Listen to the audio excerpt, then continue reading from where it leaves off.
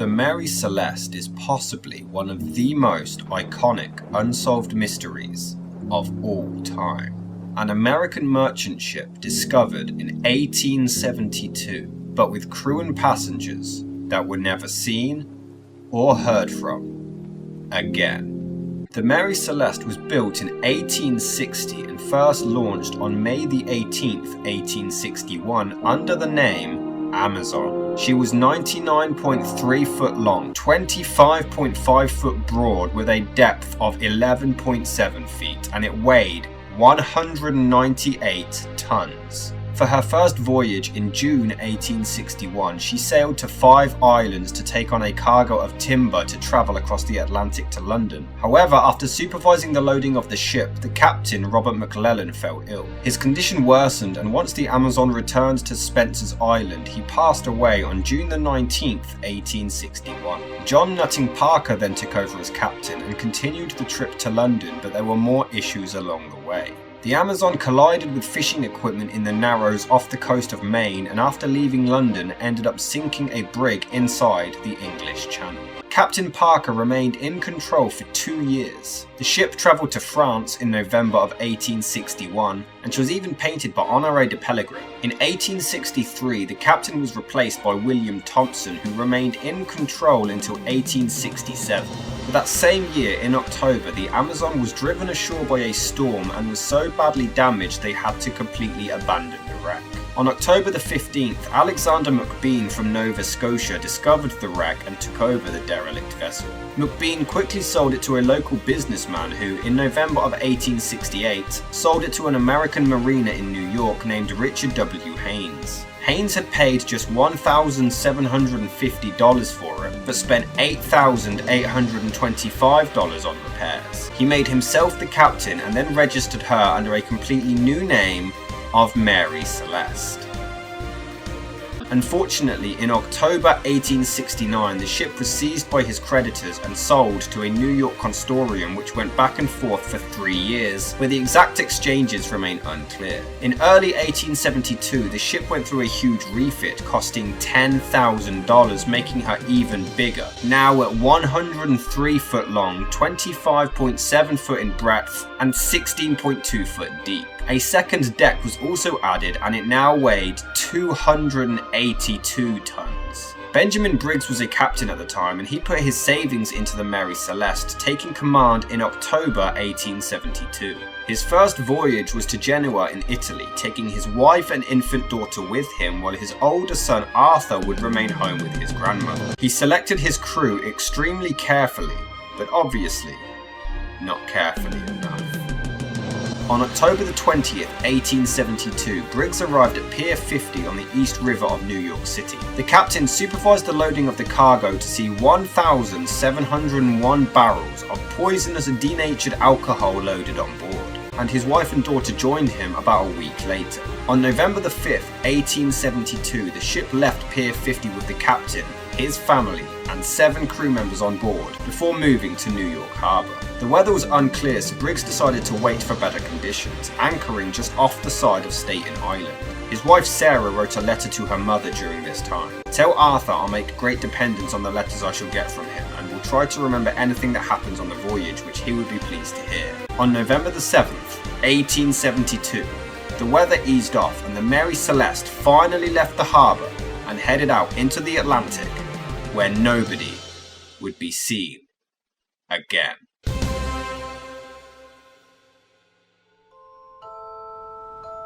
Around the same time the Mary Celeste was preparing to set sail, there was another nearby ship, the Dei Gratia. Its captain was David Morehouse, and some accounts claim that he was good friends with the Mary Celeste captain Briggs, and they may have possibly had dinner together on the evening of their departure. But this was only recollected by Morehouse's widow 50 years later.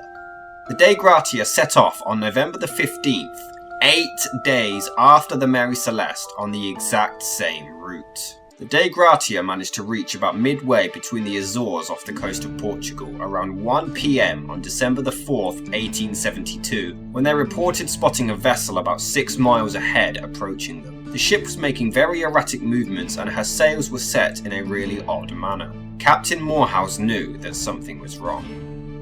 As the ships approached one another, they could see that nobody was on deck and there was no response to their signals. They decided to head on board to investigate. Upon inspection, it was clear that this was in fact the Mary Celeste, but it was entirely deserted. The sails were in poor condition, some were entirely missing, and much of the rigging was damaged, with ropes hanging loosely over the sides. The main hatch cover was secure, but the fore and lazarette hatches were open. The ship's only lifeboat was missing, while the binnacle that housed the ship's compass had shifted from its original place, with its glass cover completely broken. There was about 3.5 foot of water in the hold, which is noteworthy, but certainly not an alarming amount for a ship this size. And a makeshift sounding rod, which is a device used to measure the amount of water on board, was also discovered abandoned on the deck. The last entry on the ship's log was found in the mate's cabin, dated 8 AM on November the 25th, 9 days earlier. It recorded their position as 400 miles from where they actually discovered her. The cabin interiors were wet and untidy due to the water that had entered, but were still in reasonably good condition. In the captain's cabin, personal items were scattered about, including a sheathed sword under his bed, but most of the ship's papers were missing, as well as the captain's navigational equipment. There was no food prepared, there were no signs of fire or violence. The evidence simply shows an orderly and organised departure from the ship on the missing lifeboat. Captain Morehouse decided to bring the abandoned ship into Gibraltar, which was 600 miles away. He split his crew in half to cover both ships, and they reached Gibraltar on December the 12th, 1872, though the Mary Celeste didn't follow until the next morning. They immediately went into salvage court hearings on December the 17th, 1872, but it was held by Frederick Solly Flood, a man described as someone whose arrogance and pomposity were inversely proportional to his IQ. He was described as the sort of man who, once he had made up his mind about something, just couldn't be shifted. But the testimonies of the discovery led him to be convinced that a crime had been committed. On December the 23rd, Flood ordered an examination of the Mary Celeste, which is when they discovered cuts on each side of the bow, possibly caused by a sharp instrument, and he found possible traces of blood on the captain's sword. He didn't believe, however, that there was any harsh weather, as the ship was still in great condition. Not even some sewing machine oil had been knocked over. A group of Royal Naval captains concluded that the cuts on the bow were actually caused deliberately, and they also found some stains on one of the ship's rails that may have been blood, and a deep mark possibly caused by an axe. This only convinced Flood further that there was foul play at hand, more than just a natural disaster. On January the 22nd, 1873, Flood sent the reports again and believed that the crew got a hold of the alcohol, murdered the Briggs family and the ship's officers in a drunken frenzy, then cut the bows to make it look like there was a collision, and then fled the scene. He also questioned whether Morehouse and his crew were hiding something, as he refused to believe that the Mary Celeste could have possibly travelled so far without anybody sailing it. On January the 15th, 1873, James Winchester arrived to try to get Mary Celeste to be released to deliver its cargo, but Flood demanded $15,000, which Winchester just didn't have. It's also believed that Winchester was actually accused by Flood to have engaged a crew to kill Briggs and his officers as some kind of conspiracy. On January the 29th, Winchester testified that Briggs had such high character he would not have abandoned ship unless he absolutely had to. However, Flood's murder theory backfired when scientific analysis proved that the stains found on the sword and elsewhere on the ship weren't actually blood. Furthermore, the marks on the bow were also proven to have not been man-made, but more natural actions of the sea. After finally accepting his defeat, Flood reluctantly released the Mary Celeste on February the 25th, 1873. But now, let's look into the possible theories. The most recent theory is that they had to abandon ship due to possible pump congestion or instrument malfunction. The Mary Celeste had been used for transporting coal, which is known for its dust, before it was loaded with industrial alcohol. The pump was found disassembled on deck, and the crew may have been attempting to repair it of congestion. The hull was also packed full, and the captain would have had no way of judging how much water had been taken on board, as he may have also travelled through rough seas. It's also believed that the chronometer was faulty, so the captain could have ordered everyone to abandon ship, assuming they were close to Santa Maria, when in fact they were around 120 miles further west. Despite Flood's theory supposedly being debunked, it was still discussed for quite a while. Mainly insurance fraud around Winchester, as the Mary Celeste was allegedly heavily overinsured. Winchester did refute these allegations, and nothing further was ever done about it. In 1931, another theory was that Morehouse could have lain in wait for the Mary Celeste and then lured Briggs and his crew aboard to kill them. This of course doesn't make any sense, as the Dei Gratia left New York 8 days later and was much slower. It wouldn't have been able to catch up to the Mary Celeste at all. Other theories suggest that Briggs and Morehouse were partners in some conspiracy to share the salvage court case proceedings, using their friendship to back up this conspiracy theory. However, people refute this by saying if they wanted to plan such a scam, they wouldn't have done it in a way that drew so much attention to themselves. And if Briggs really did want to disappear forever, he still left his son Arthur behind. Other theories along the same lines also suggest that they were attacked by Riffian pirates, who were active off the coast of Morocco in the 1870s. The only thing that falls flat here is that pirates would have looted the ship, whereas the Mary Celeste still had everyone's personal possessions on board and was relatively undisturbed. In 1925, historian John Gilbert Lockhart used Briggs' religious background to state that he killed everyone on board and then himself. But he did later take back this accusation and deeply apologised. Another theory is that the crew only intended to use the lifeboat as a temporary rescue. The rigging and ropes of the ship's main halyard may have been used to attach the lifeboat to the ship to possibly return once the danger had passed. Though others find this completely impossible, as why would you want to return to a ship that you believe could possibly explode or sink? Briggs was also an experienced captain, and even if the Mary Celeste had blown her timbers, she would have been a better place for survival than the lifeboat. It would have made absolutely no sense, but the lifeboat was never recovered.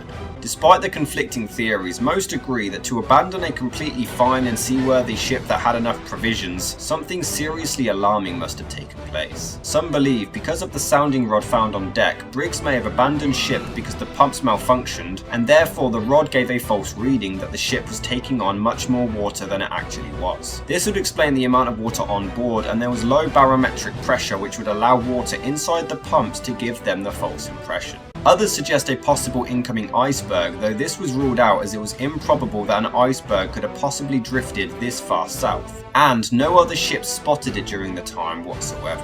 Others think that Briggs may have been approaching land and was worried that his ship would run aground, launching the lifeboat to reach there instead. The wind could have then blown the Mary Celeste away, while the sea could have overpowered and sank the lifeboat. Unfortunately, if this were the case, all of the sails would have been set to catch any available breeze, and this was not the case when the ship was discovered. Another explanation is that the seabed could have caused an earthquake which would have damaged parts of the ship's cargo, releasing noxious flames. The crew could have then panicked, fearing an explosion, and then abandoned ship. The displaced hatches also could have been them inspecting the area or attempting to air it out entirely. There was even a previous case where a ship carrying alcohol had exploded, backing up this theory further. A seepage of alcohol through a few barrels may have caused a possible explosion threat leading to the abandonment.